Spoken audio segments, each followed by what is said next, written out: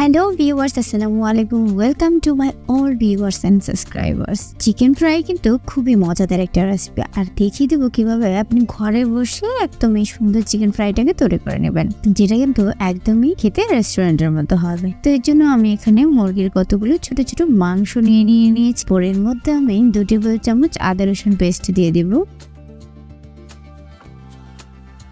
তারপর দিয়ে দিচ্ছি হাফ চামচ হলুদের গুঁড়ো। এবার দিয়ে দিচ্ছি অল্প কিছুটা মরিচের গুঁড়ো, কেউ চাইলে স্কিপ করতে পারেন।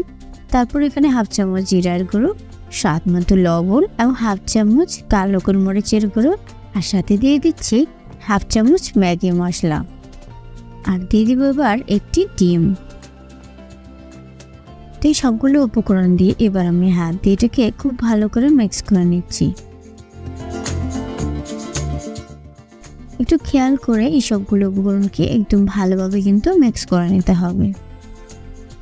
তো সবগুলো মাখানো হয়ে গেলে এরপর এর মধ্যে আমি 1 টেবিল চামচ সয়া সস দিয়ে দিব। অবশ্যই সয়া সসটা কিন্তু এখানে ব্যবহার করতে হবে, এতে ফ্লেভারটা খেতে খুবই ভালো লাগবে। তারপর আমি আবার ওগুলোকে খুব ভালোভাবে মিক্স করে একটা ঢাকনা দিয়ে এটাকে আধা ঘন্টার জন্য রেস্টে রেখে দেব। তো ফিরে এসেছি আধা ঘন্টা পর, আর আবারও আমি এগুলোকে মিক্স করে নিচ্ছি। দেখতে পাচ্ছেন এটা কিন্তু অলরেডি ম্যারিনেট হয়ে গেছে। তারপর এগুলোকে কোট করার জন্য আমি এখানে 1 কাপ আটা নিয়ে নিচ্ছি। এরপর এর মধ্যে দিয়ে দিচ্ছি হাফ চামচ কালো গোলমরিচের গুঁড়ো, অল্প কিছুটা মরিচের গুঁড়ো, ঝালটা কিন্তু আপনি চাইলে স্কিপ করতে পারেন, আর স্বাদ মতো অল্প কিছুটা লবণ।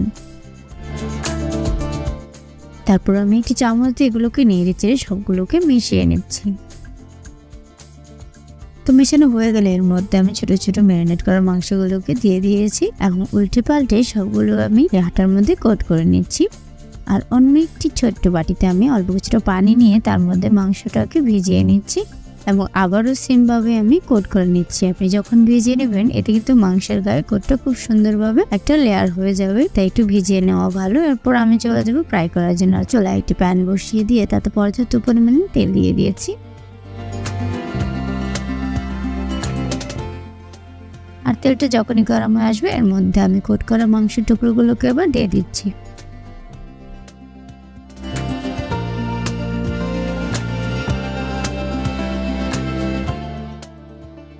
তো দেখতেই পাচ্ছ এভাবে কিন্তু কয়েক মিনিট ভাজার পর এক পাশটা ব্রাউন কালার হয়ে যাবে, তখন আমি উল্টিয়ে সেম ভাবে অন্য পাশটাকেও কিন্তু ব্রাউন কালার করে নেব। আর এটাকে অবশ্যই ক্রিস্পি করার জন্য কিন্তু অল্প আছে ভেজে নিতে হবে, খুব বেশি হিট দেওয়া যাবে না, তাহলে কিন্তু উপরটা পুড়ে যাবে আর ভেতরটাও হবে না, মোচমোচও হবে। তো এভাবে ধৈর্য সহকারে কিছুক্ষণ ভাজার পর দেখা যাবে দুপাশটাই সুন্দর একটা ব্রাউন কালার চলে আসবে, আর তখনই কিন্তু তেল ঝরিয়ে আমি ছাঁকনি দিয়ে এটাকে তুলে নিচ্ছি। দেখতেই পাচ্ছ চিকেন ফ্রাইটা কতটা সুন্দর হয়েছে। আর এভাবে আমি পরবর্তী চিকেনগুলোকে সেম ভাবে ভেজে নিচ্ছি, আর যখন এই দুপাশটা উল্টে পাল্টে ব্রাউন কালার করা হয়ে যাবে তখন আমি এগুলোকে তুলে নিচ্ছি। এবার কিন্তু আমার পরিবেশন করার জন্য একদম রেডি। দেখতেই পাচ্ছ চিকেন ফ্রাইটা কতটা সুন্দর হয়েছে। তো বন্ধুরা, যদি বাচ্চারা এমন সুন্দর রেস্টুরেন্টের স্টাইলে চিকেন ফ্রাই খেতে চায় তাহলে কিন্তু আপনি টেনশন ছাড়াই ঘরে বসে এমন সুন্দর সুন্দর করে চিকেন ফ্রাইগুলো বানিয়ে দিতে পারেন।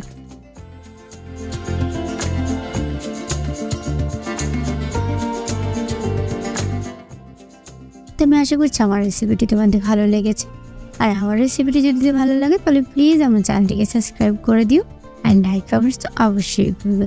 দেখা হবে তোমাদের সাথে নতুন কোনো সহজ রেসিপি নিয়ে হাজির হতে। সবাই তোমরা সবাই অনেক বেশি ভালো থাকবে। আল্লাহ হাফেজ।